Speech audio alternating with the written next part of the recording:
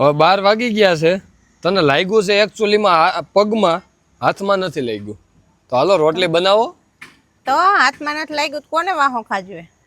વાહ, ખાજવાની વાત નથી, રોટલી કરવાની વાત છે.